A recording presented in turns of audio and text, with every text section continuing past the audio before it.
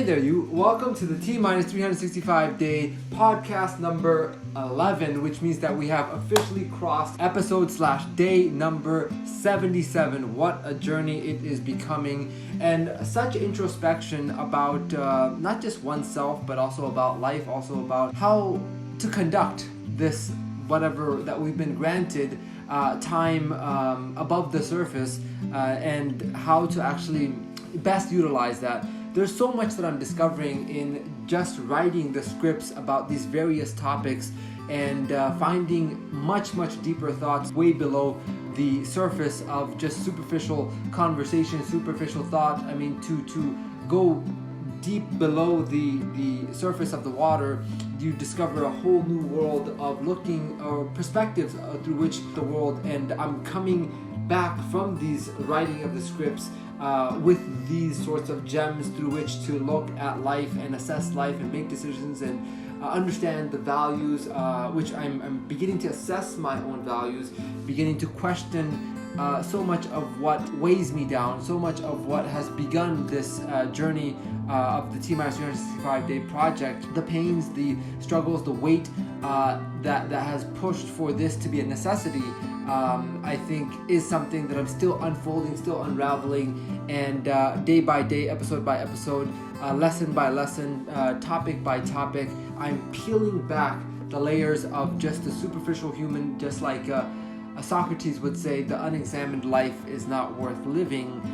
These scripts are actually helping me to examine my life and examine life in general, as opposed to just getting caught up in the hustling and bustling of day-to-day life, which could have very well derailed the rest of my life into being, I would like to say 70, 80, but who knows if I'll make it that far. So we know certainly the character won't, but I don't want to realize near the end of my life, like, oh my goodness, I've been just running all my life towards some arbitrary goal that I didn't even set for myself.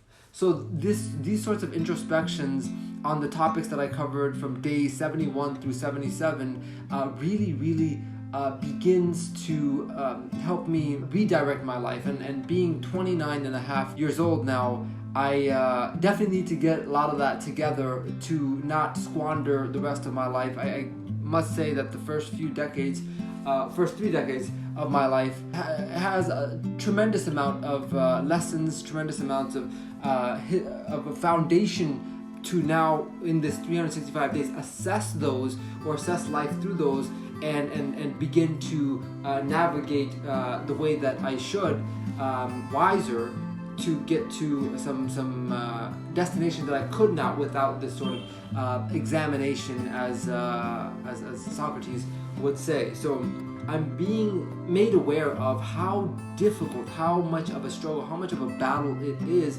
with just me and myself. I realize the greatest barrier to my manifestation of who I want to be, of the apotheosis of myself, of discovering the best of me, is not due to location, not due to lack of opportunity, not due to which those things have to be present. Opportunity should be present, but it's not because the right opportunity isn't there. It's not because the right person isn't there. It's not because I don't have enough time. It's not because of any other factor than the psychology of who I am. And yes, that sounds easy to say, okay, yeah, sure, that kind of makes sense.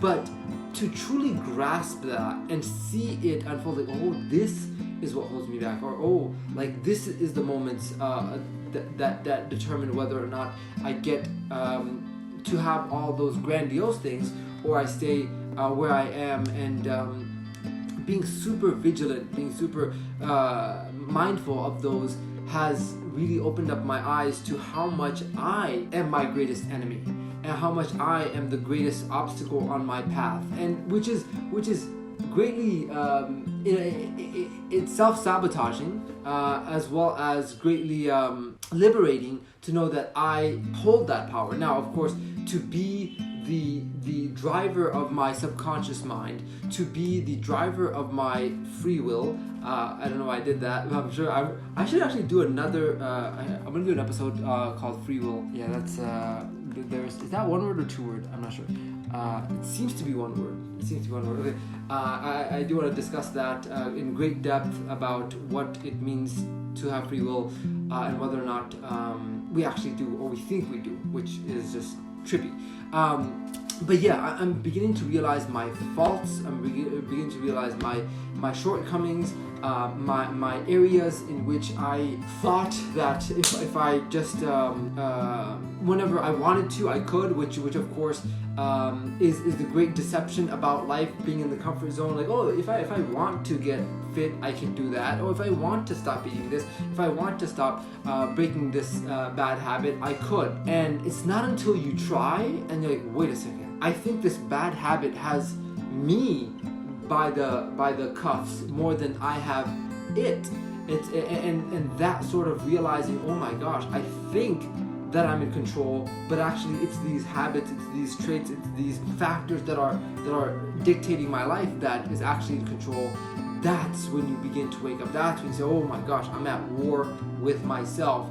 And that's the kind of eye-opening that's happening for me. And I must say that even at this point, and of course there's so much to be unfold as we continue to the actual 365th day, but even at this point, I see how significant it is to overcome oneself. But I'm noticing that there are factors that have remained in the subconscious that I'm prying up by digging deep in these voiceovers and forcing myself to think. So with that, let's dive into each day. By the way, I want to mention one very, very popular and quite applicable African proverb, which states that if there is no enemy within, the enemy outside can do us no harm. And these are fun quotes until you actually go through them and like, oh my gosh, this is so true. Like, and as I've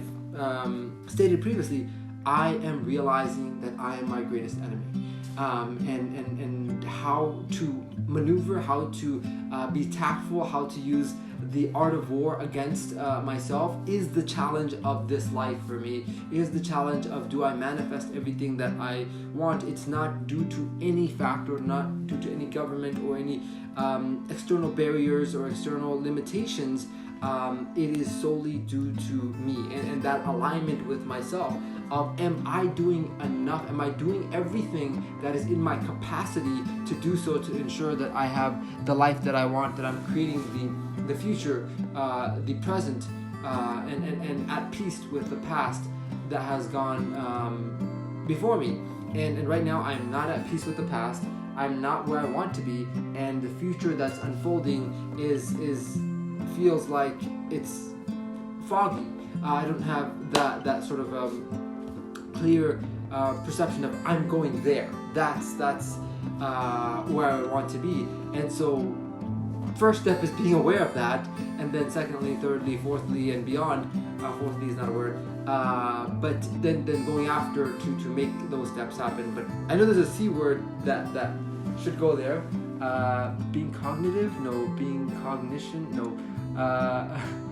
Conscious. I think that's the word. Being conscious, yeah, of that. So let's dive into day 71 about impermanence. This was a beautiful concept, a Eastern Buddhist philosophy concept of the art of letting go, like Elsa in Frozen would say, "Let it go," or sing "Let it go."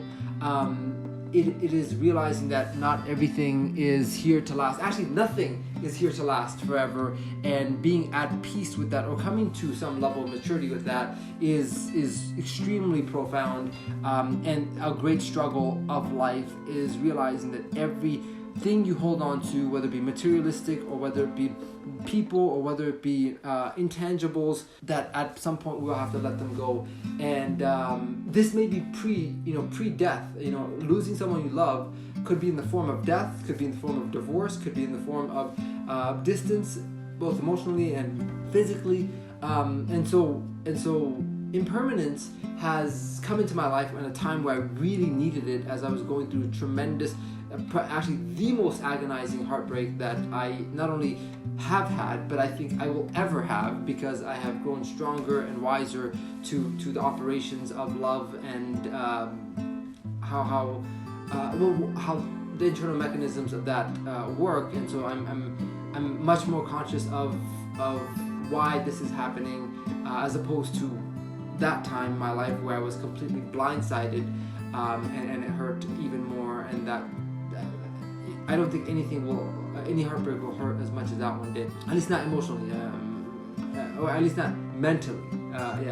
Emotionally it might, but mentally it won't. So impermanence, the art of letting go. This has really allowed me to appreciate something and allow it to be, even if it's with outside of my life, whether it be people, whether it be things, whether it be memories, whether it be like losing a lot of pictures that I've taken and not or having the files lost, or a phone being broken, or some precious item going missing. Whatever it is, it's that they are transitory, just like the rest of everything else in life is. So thinking that, oh, I was supposed to hold on to this forever, the concept of forever actually really has become meaningless to me, as impermanence would kind of suggest.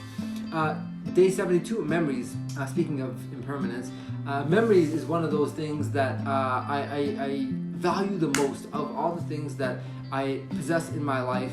Nothing is as important to me, nothing is as meaningful to me as the memories that I've created with the meaningful people in my life. But at the same time, as much as I hold on to not just good memories but also bad memories, as they are all part of shaping who I am, applying the impermanence concept to it, even this, I mean, like the intangibles, I will someday have to let go. Whether it's via the methodology of the Notebook movie, which is Parkinson's disease of not Parkinson's, Alzheimer's. Oh my gosh, I'm beginning to have Alzheimer's right now. Wow, this is man. I cherish my memories more than I can ever express to you.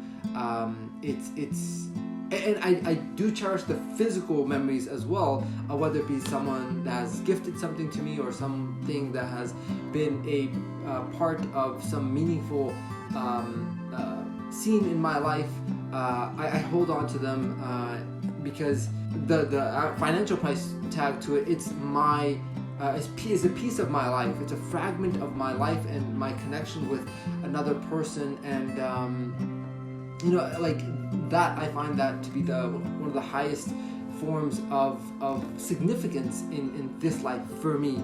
And so, more than gold, a letter or a piece of a sentence that someone has written to me means so much more. And I try to cherish them, as well as not just the memorabilia, the physical item, but also the memories that I relive, even the extremely painful, agonizing, and tormenting ones of our final conversation, of intense moments of where I was very much in the wrong, and how I wish that I would have not been so caught up in the emotions of things at the time, and just realized that I have someone precious in my life that I could lose. Even those I replay, because I don't want to. And there's a great movie that I hoped to watch someday, but I began watching it, and then it was just so boring that I stopped. But something of the Spotless Mind, it had Jim Carrey in it. Eternal Sunshine of the Spotless Mind.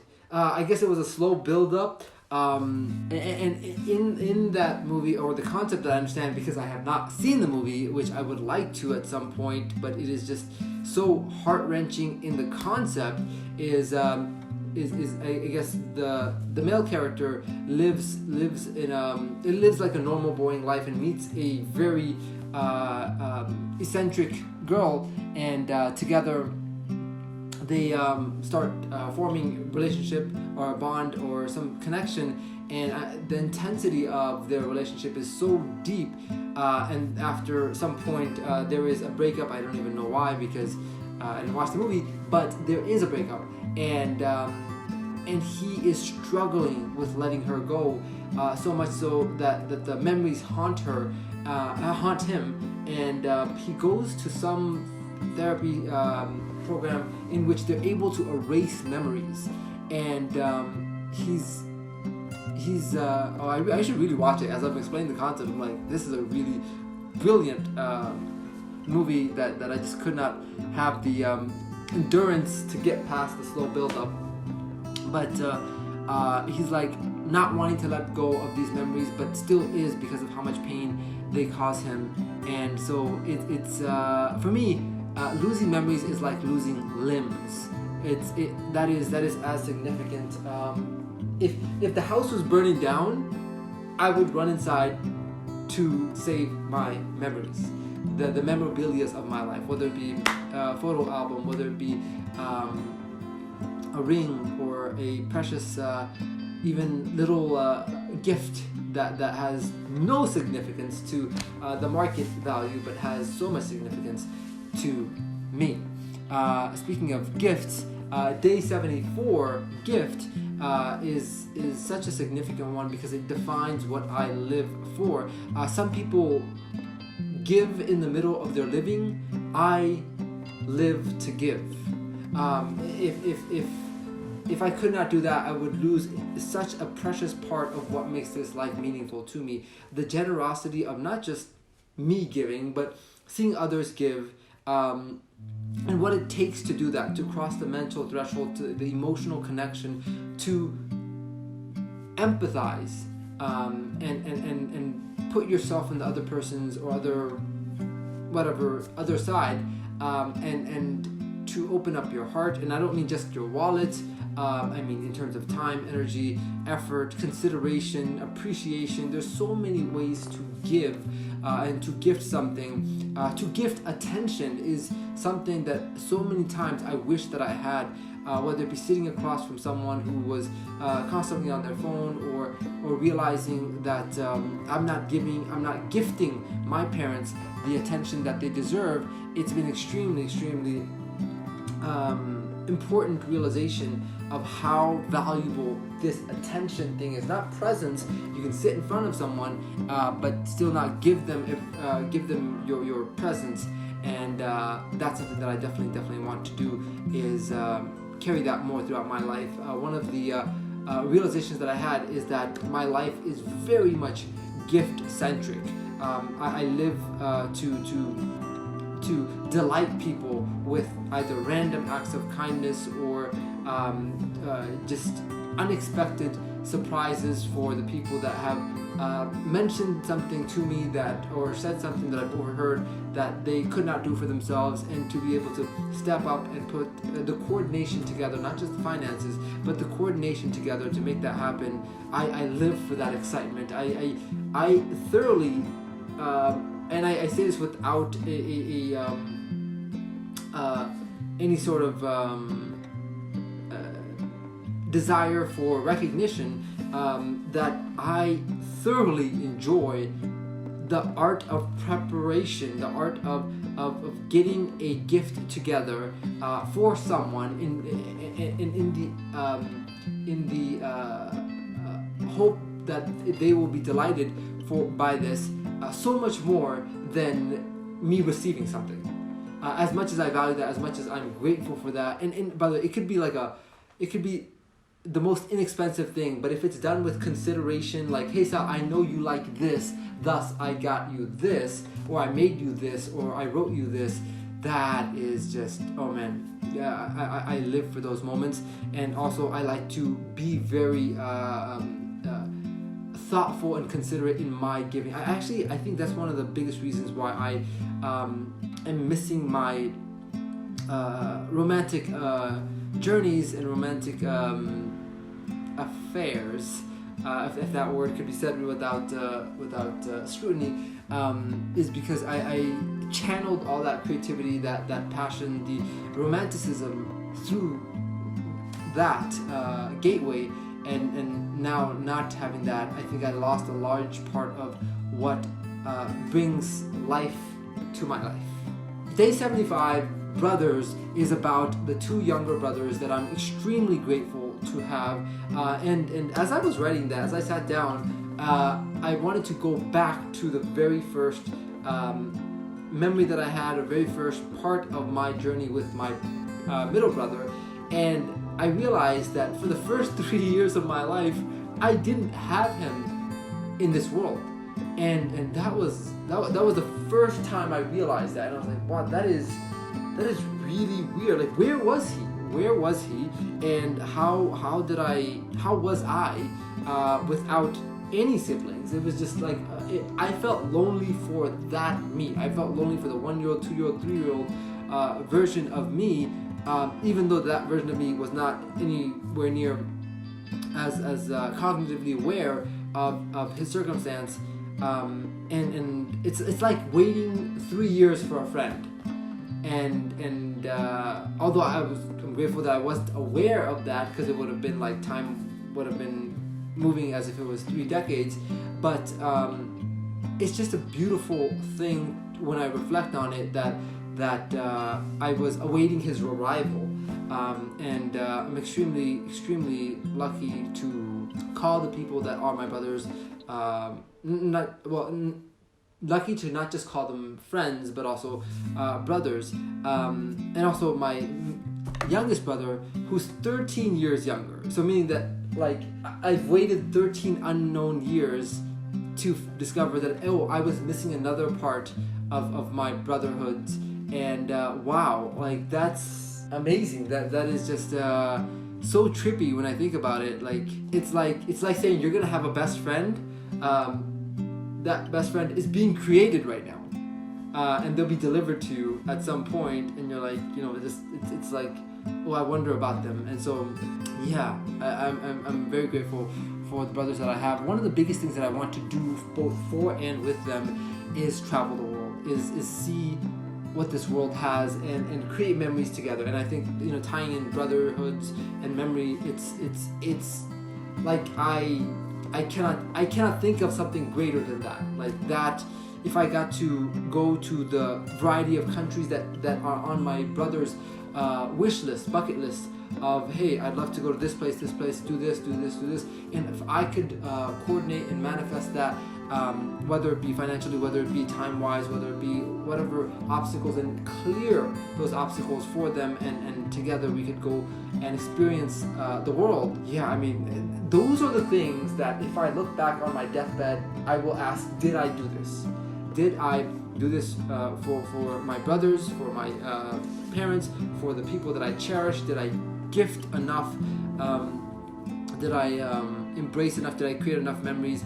Did I understand that these memories were impermanent, and thus I embraced and I've let go? The holding on of it is what's so painful, and the art of realizing that it's like holding on to a bird that is trying to spread its wings. You kind of have to enjoy its beauty and open your palms and allow it to do what the nature of it is meant for it to do. So traveling with my brothers, something that I'm extremely much one of the highest aspirations of my life. Day 73, Afterlife, which is of course at the forefront of my mind, as both in this series of T-365 of a character that is going to pass away at the end of the 365 days, as well as in real life, which spawned this series. I'm very much haunted by this notion of not existing, this notion of what is post-life or after life, and it's interesting how much of our living time we actually spend on the consideration of death, that final moment. And I wonder how I will meet this final moment. Will it be in a state of bliss? Will it be in a state of anxiety, worry, horrific terror, as in a catastrophe? Would it be in a sense of where are my other loved ones? Are they also in danger? So it is, or will it be in peace? Will my final thought be a happy thought? And that's actually something that I saw on this medical TV show that I absolutely loved and really enjoyed called Scrubs. It was the right kind of humor, and especially when I was like striving to become a doctor, I romanticized about my hospital experience being somewhat like that, which it definitely was not. But in one of the episodes, one of the patients was dying, and one of the characters said that he wishes, or JD actually, the white guy. I forget the other characters' names, but he said that his only wish for his death is that his last thought is a happy thought. And it seems so simple, and the more that I marinated on it, I found it so elegant.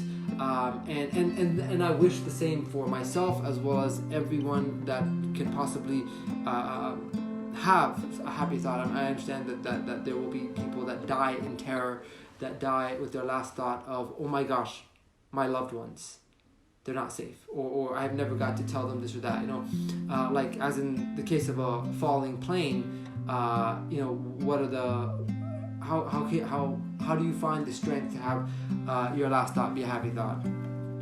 Unless you're there with your loved ones. In that case, that's actually much better than, oh no, my significant other is not here, or oh no, my children are not here, or oh no, my parents are not here. It's better that they're in the plane, I think. And then next is happiness, which is actually one of the unique human ambitions and aspirations, is finding or the pursuit of happiness as opposed to anything else. And what I find interesting about happiness is where that might lead someone. That if you use happiness as a North Star and then tie your happiness to whatever it may be, that's the direction that life will take you, or you will take your life, is being conscious of happiness is what dictates human behavior, and if you can tie it towards something that you actually want to achieve, then you're headed in that direction. So I never really looked at happiness as an end in itself. I always saw it as a byproduct of other things going right, but I realized that once I do take care of my responsibilities, I really want to. Right now, it's about objectives of taking care of the responsibilities that I have towards my parents, towards my brothers, towards my relatives, or anyone else that has invested hope, faith, or I don't think anyone's invested faith in me, hope or belief or some level of confidence in me. I want to give them an ROI on their investment, and then once all of that is cleared from my book of debts, I want to allow myself the freedom to have my happiness as my North Star. And who knows, I may not live to that point, which is perfectly understandable. I don't think that my happiness is as vital as the responsibilities that I have towards others, as it's only because of others that I am here. But I would have lived a great life, which I already am extremely grateful for the life that I have lived up to this point, but I would have lived a life beyond my imagination if I could allow myself to get to that other side, to take care of all the responsibilities, which frankly, I want to say a few $1 million will do, but I just realized that it's actually less than a few $1 million. Actually, it's $1 million. Yeah, so a lot of the responsibilities that I have are, of course, extremely financially related. So $1 million buys me freedom. If I went to like $1 million and then I dropped to $10,000 a month, I would be extremely delighted to take that money, properly utilize it, take care of all of my debts on my book, and be completely liberated from any responsibilities, and then just allow myself to be. So happiness is something that I will be gifting to myself once I take care of the responsibilities that I must. Day 77, decisions. Life is a collection of twists and turns of decisions that we make that take our life up and down. One example I use is that if everyone in life started in the same position and was given the same options and opportunities and possibilities, the only thing that would deviate them and the end result of their lives is the decisions that one makes due to the information that they absorb or the environment of their influence. But nevertheless, decisions dictate our lives. And I also applied Pareto's principle of the 80-20 rule in stating that 20% of our decisions dictate 80% of our lives. So in that, we should be quite mindful of what we're actually deciding on a day-to-day basis, and use that as our judgment system to focus our attention on what matters most and what will actually get us the most results. Some key decisions impact all the other little decisions that we make, whether it be about who to be with, what life path to follow, your standards and your values of life dictate how you operate the rest of life.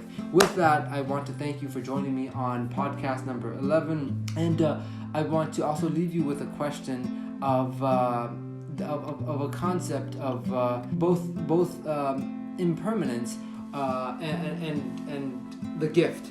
What are you not gifting yourself? For me, it's happiness. I'm not gifting myself happiness. And what are you struggling to let go of? And for me, it's very much my past. So with that, I'd love to hear your answers, and I'll catch you on day number 78 of the T-365 day series.